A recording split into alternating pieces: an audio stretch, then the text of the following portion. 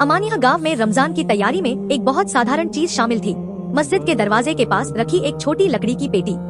उस पर न ताला था, न कोई नाम, न कोई घोषणा। सब उसे शांत पेटी कहते थे। 16 वर्षीय कामिल हर साल रमजान से पहले उसे साफ करके वापस रखते देखता था। इसे कोई संभालता क्यों नहीं? उसने एक दिन इमाम साहब से पूछा। इमाम मुस्कुराए।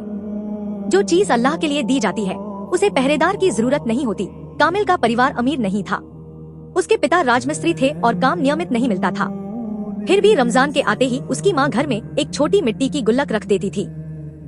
जितना बचा सकें वह कहती, चुपचाप देंगे। दिन बीतते गए। कामिल ने देखा कि लोग कितनी सावधानी से खुद को तैयार कर रहे हैं। झगड़े कम हो गए, पुराने कर्ज माफ किए जाने लगे, घर साफ हुए और इरादे भी। पहले रोजे के दिन कामिल जल्दी सहरी के लिए उठा। खाना साधारण था, सूखी रोटी और पानी, लेकिन उसका दिल सुकून में था।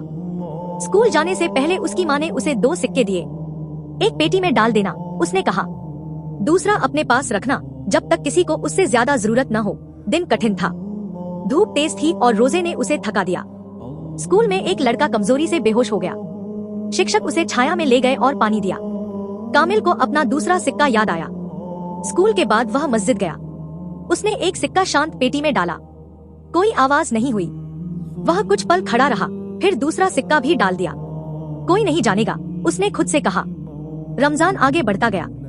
पेटी कभी भरी नहीं दिखती थी, फिर भी इमाम हर हफ्ते विधवाओं, मुसाफिरों और अनाथों की मदद की घोषणा करते थे। किसी ने कभी नहीं पूछा कि किसने कितना दिया। एक शाम इफ्तार से पहले कामिल ने देखा कि उसके पिता चुपचाप एक नोट पेटी में डालकर बिना रुके चले गए। तब कामिल समझ गया, दान दिखाने के लिए नहीं, तैयारी का हिस्सा है। रमजान के आखिर में उसके पिता बीमार पड़ गए। काम रुक गया, घर में चिंता भर गई। उसी रात मगरिब की नमाज के बाद इमाम उनके घर राशन और दवा का छोटा सा थैला लेकर आए।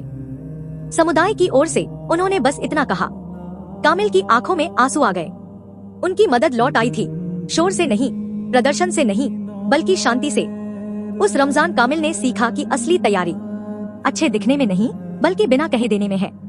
नैतिक शिक्षा, जो अल्लाह के लिए चुपचाप दिया जाता है वह रहमत और सहारे के रूप में शांति से लौटता है। कहानी पसंद आई तो अभी सब्सक्राइब करें और ऐसी ही शानदार कहानियों के लिए कमेंट करना न भूलें। धन्यवाद दोस्तों।